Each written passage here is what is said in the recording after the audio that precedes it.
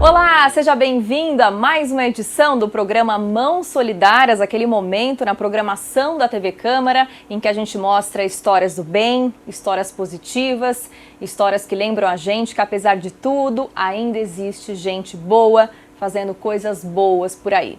Eu começo essa edição perguntando para você se você sabe como funciona a Bolsa de Valores.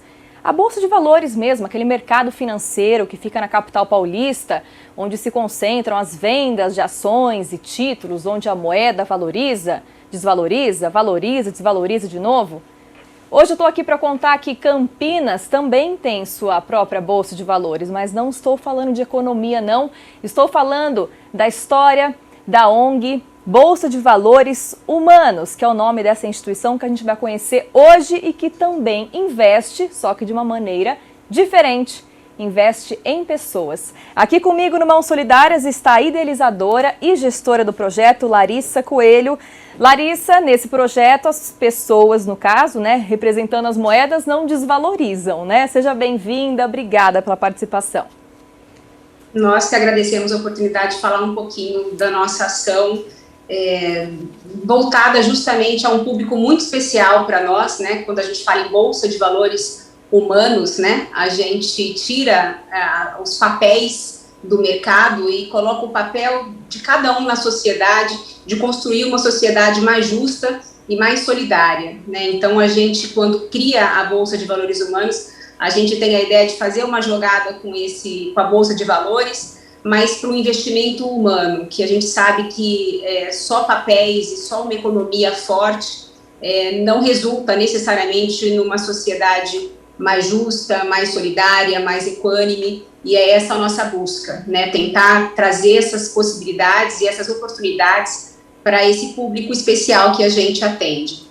E qual que é o público principal, Larissa? Conta um pouquinho para a gente da história da Fundação, você que idealizou tudo isso, O que você tinha em mente? Há quanto tempo vocês estão atuando em Campinas?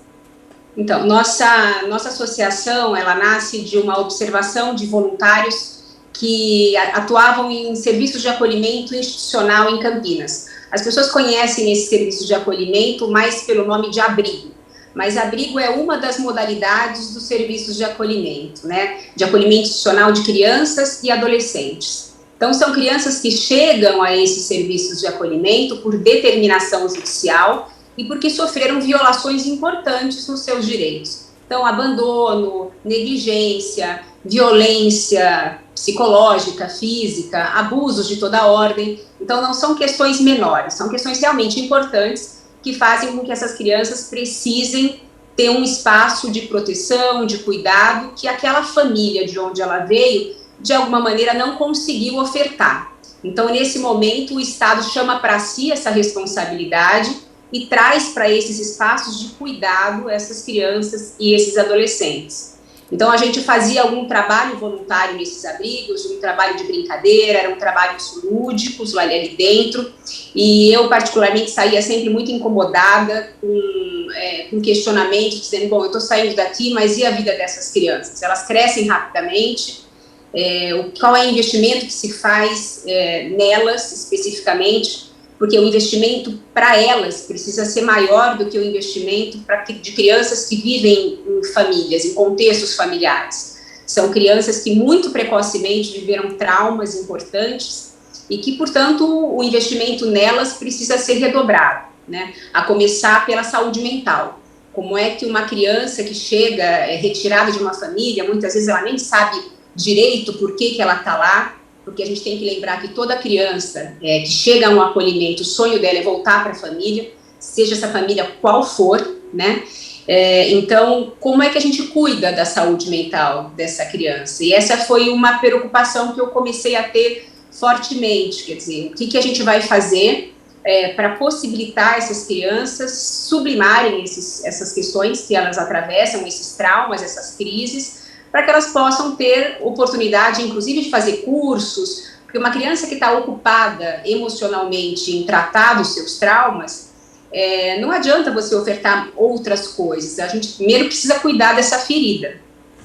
Então, foi aí que surgiu a ideia de fazer um financiamento coletivo, de terapias, de projetos individualizados, de tratar cada criança como única e exclusiva, como cada criança realmente é, né, sem tratar de uma maneira massificada, porque antigamente, antes do Estatuto da Criança e do Adolescente, essas crianças eram colocadas em espécies de depósito, esperando que completassem 18 anos, né? Então, a nossa ideia como voluntário foi que precisamos fazer algo mais, algo que possa realmente permitir que eles sejam protagonistas das próprias vidas, transformem suas histórias, não repitam ciclos de abandono, e isso só se faz por meio de investimento humano, né? Então, foi essa a ideia inicial, que começou lá em meados de 2013, 2014, e eu comecei a criar um grupo de amigos, enfim, para investir realmente dinheiro, né, para possibilitar que elas pudessem fazer terapias de qualidade com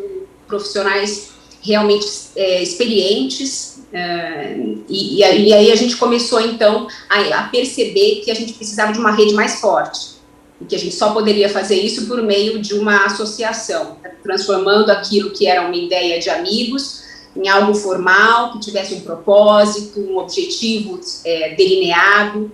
E, então, a saúde mental foi a nossa primeira preocupação, muito embora a gente tenha diversos projetos em outras áreas, inclusive na área de educação, que é uma área que a gente está tentando expandir, porque ela anda junto, né, ela caminha junto com esse processo de fortalecimento da criança. Então, a gente entendeu que a gente só poderia crescer se formalizando. Em 2017, então, a gente se formaliza como uma associação com esse propósito. E Larissa, hoje quantos jovens, quantas crianças fazem parte dessa rede? Vocês são em quantos também atendendo essa população vulnerável? Hoje em Campinas, a gente tem aproximadamente 400 crianças e adolescentes em serviços de acolhimento institucional. Então, é muita gente. A gente costuma dizer que é um público invisível. Pouca gente sabe quem são, por que estão, por que vivem ali, quanto tempo vivem ali. Então, isso, a Bolsa de Valores Humanos também vem com essa ideia de informar a sociedade que essas crianças existem, que elas estão ali em bairros, às vezes pode ser o seu vizinho, né, que tem ali uma casa, e aquilo é um abrigo, é um serviço de acolhimento, é uma casa-lar, que são modalidades de serviços de acolhimento. Então, hoje são 400 crianças e adolescentes que vivem nesses lugares, nesses espaços de proteção. A BVH atua em diversos desses abrigos, centenas de crianças são atendidas em grupos ou individualmente. Então, a gente tem conseguido desde 2014, quando a gente ainda não era formalizado, a gente tem conseguido um atendimento de um número expressivo de crianças e adolescentes, mas sempre precisamos de mais, né? Assim, quanto mais o país enfrenta uma crise, os primeiros a sentirem a crise são as pessoas que já vivem em vulnerabilidade social. E essas crianças, elas vivem em dupla vulnerabilidade social, né? Ela está... a maioria delas, obviamente, vem de um cenário de miséria, né? E, embora a pobreza não seja causa de acolhimento institucional, a pobreza, obviamente, potencializa situações de vulnerabilidade social. Então, elas são duplamente vulneráveis, porque elas têm a questão da miséria que elas estão inseridas nesse contexto, e ao mesmo tempo estão longe da família, né? E o que as torna extremamente vulneráveis socialmente, né? E quando a gente começa a perceber, embora a gente não tenha dados muito oficiais sobre isso, que esse adolescente que por alguma maneira não conseguiu retornar à sua família de origem e também não foi adotada por uma família substituta, e a gente começa a entender a trajetória desse sujeito e percebe que ele sai de um acolhimento de criança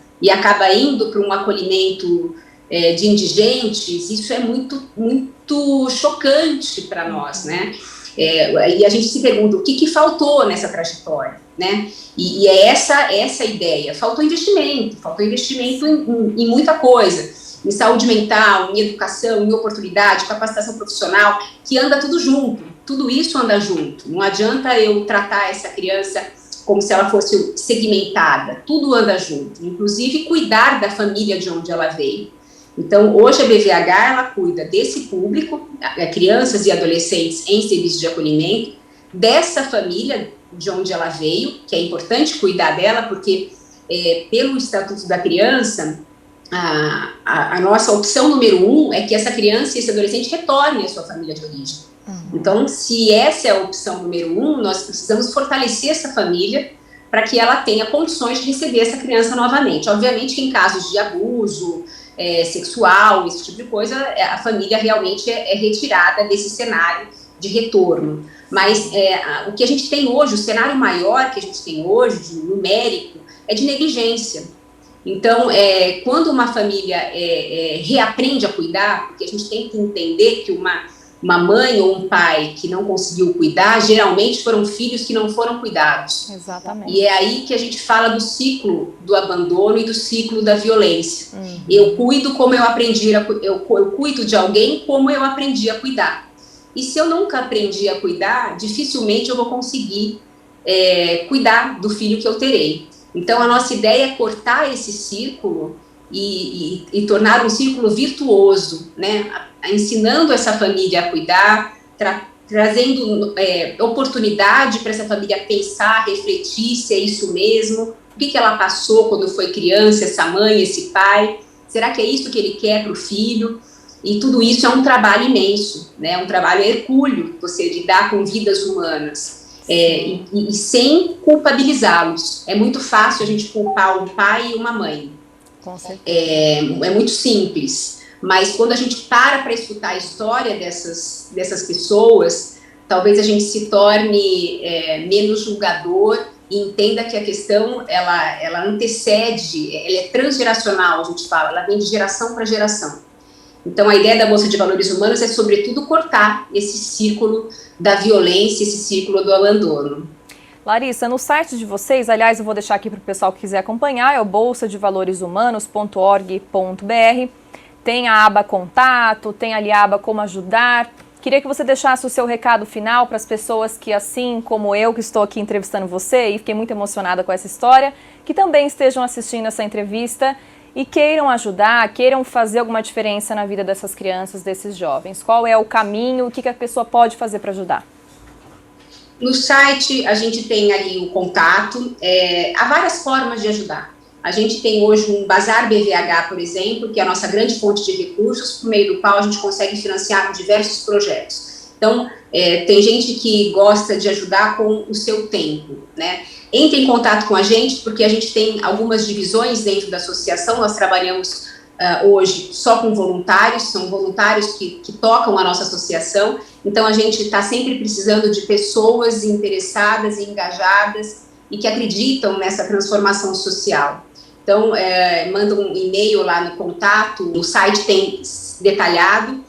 Então, ela pode ajudar sendo voluntária em vários setores da associação, ela pode ajudar financeiramente, ajudando, ela escolhe um projeto que ela acha interessante, ela entra no site, escolhe o projeto e doa para aquele projeto específico.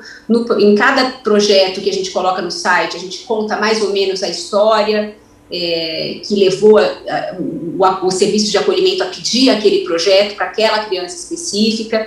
Então, há várias maneiras de ajudar, tanto com a sua ação direta com a associação e financeiramente, ajudando financeiramente a que esses projetos aconteçam, porque a gente só trabalha com projetos pagos, né? Os projetos que a gente tentou fazer por meio de voluntário, infelizmente, não deram certo, porque o voluntário, quando ele está numa crise pessoal, seja financeira, seja emocional, o primeiro atendimento que ele corta é o atendimento gracioso. Sim. E isso a gente não julga, porque a vida das pessoas realmente é muito dinâmica. Mas como a gente entendeu que a melhor maneira de cuidar dessas crianças é por meio de um profissional pago, que a gente possa cobrar esses atendimentos e cobrar relatórios, cobrar uma certa eficiência, a gente hoje só trabalha com profissionais pagos, inclusive profissionais da área de saúde, da área de educação, que queiram trabalhar conosco. A gente paga honorários sociais, enfim, também podem entrar em contato pelo mesmo e-mail que está no site. Perfeito, está feito o convite então. Larissa Coelho, conversei com você aqui nesses 15 minutos de Mãos Solidárias. Foi muito bom conhecer essa Bolsa de Valores de Campinas, que tem um investimento diferente, como eu disse, investimento em pessoas que vale muito. Muito obrigada pela participação, pelo seu tempo, que também é muito valioso, e um ótimo trabalho para vocês. Nós que agradecemos muito essa oportunidade e a gente convida todos vocês a fazerem parte desse movimento de transformação. Obrigada. Muito obrigada. Essa foi a história, então, da Bolsa de Valores Humanos, uma história positiva do bem daqui de Campinas. Espero que você tenha tido vontade também de ajudar. Entra lá no site e deixa a sua mensagem. Fica por aqui mais uma edição do Mãos Solidárias. Eu te vejo na próxima. Tchau!